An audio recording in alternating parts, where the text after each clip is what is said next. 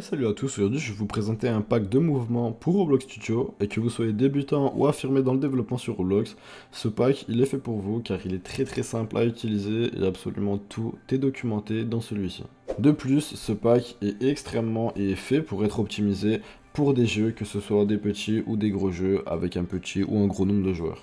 Mais je vous expliquerai un petit peu plus ça en détail dans les minutes qui suivent. Je précise que toutes les animations que vous verrez et que vous voyez dans la vidéo sont fournies avec le pack, donc si vous souhaitez les utiliser, il n'y a aucun problème, vous pourrez, mais si vous souhaitez également en refaire d'autres ou bien en utiliser d'autres, il vous suffit de changer l'idée, mais ça, tout est expliqué dans le pack, donc c'est très simple à faire et très simple à comprendre. Donc ce pack là comporte un système de marche, un système de sprint, de toggle sprint plus précisément. Donc pour ceux qui ne savent pas, toggle sprint c'est il vous suffit d'appuyer une seule fois pour une touche pour passer en mode course et si vous réappuyez dessus, vous passez en mode marche. Il comporte également un système de dash, donc dash avant, dash arrière, dash gauche et dash droit. Et donc également un système de double jump.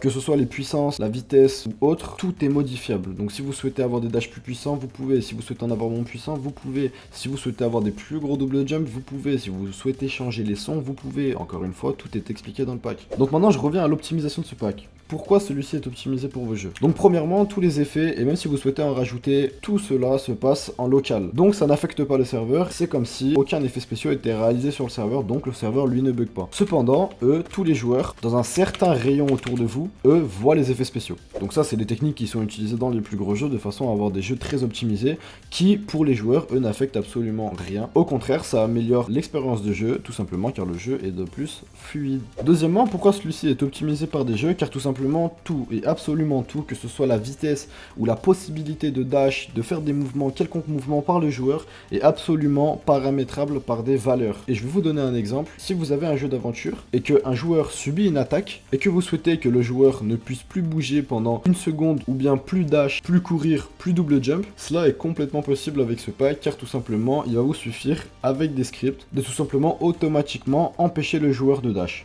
Donc comment cela ça fonctionne? C'est super simple. Donc dans le caractère de votre joueur, vous allez donc retrouver un folder qu'on va appeler Movements Player. Donc là-dedans, on va retrouver tout ce qui est en rapport avec ce pack-là. Donc on va avoir premièrement trois valeurs booléennes, donc can dash, can double jump et can sprint. Donc cela représente la possibilité du joueur à réaliser cette action-là. Donc vous voyez que can dash par exemple est donc set sur true. Donc le joueur peut actuellement dash. Donc vous voyez c'est mon cas. Au contraire, si par contre je vais désactiver cette valeur-là et que je vais la passer sur false, le joueur, et là j'appuie tout simplement sur ma touche, je ne peux pas dash. De même pour le double jump, actuellement je peux le faire, et si je le désactive, comme là, je ne peux plus le faire.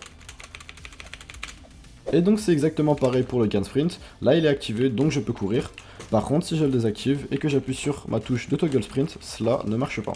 D'ailleurs petite précision, mais absolument toutes les touches sont paramétrables au plus facile possible, et encore une fois tout est expliqué, donc si vous souhaitez le faire, il n'y a aucun problème. Currently Sprint, lui, est donc la dernière valeur booléenne de ce folder là, et elle permet de savoir au serveur si le joueur est actuellement en train de courir ou non, et s'il est en train de courir, vous pouvez tout simplement le faire arrêter de courir en désactivant la valeur. Encore une fois, si je vous donne un exemple de contexte, vous pouvez l'utiliser si le joueur se fait attaquer, et que vous souhaitez que pendant l'attaque qu'il subit, il ne puisse plus courir, et s'il est en train de courir, alors il s'arrête de courir, vous avez tout simplement à juste passer cette valeur sur false. Et donc à présent, pour terminer ces trois petites valeurs là, elles sont un peu plus complexes à comprendre, mais en réalité c'est très simple. On va avoir la valeur walk speed qui va donc définir la vitesse de marche du joueur. Donc là c'est ma vitesse de marche et elle est définie sur 16. On va avoir la sprint speed qui elle donc représente la vitesse de course de notre joueur, donc là elle est à 28. Et le default sprint speed, elle représente la vitesse de sprint du joueur par défaut.